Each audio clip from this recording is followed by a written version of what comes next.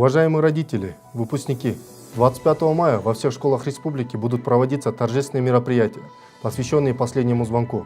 В связи с этим Министерством внутренних дел Кыргызской республики издано распоряжение об охране общественного порядка и дорожной безопасности, согласно которого будут привлечены более 4000 сотрудников милиции. Во время торжественных мероприятий органами внутренних дел будут приняты меры по охране общественного порядка с закреплением за каждым учебным заведением сотрудников милиции и патрульных нарядов, максимально приближенных к местам проведения мероприятий.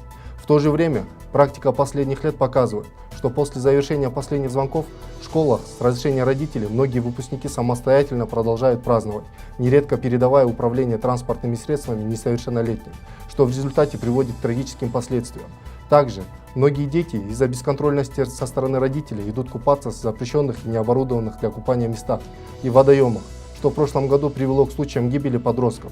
Учитывая это, призываем родителей и выпускников соблюдать необходимые нормы и правила поведения. В случае выявления правонарушений или предпосылок к ним, просим незамедлительно обращаться в милицию по номеру 102. Пользуясь случаем, Министерство внутренних дел поздравляет всех родителей и выпускников школ с последним звонком и желает удачи.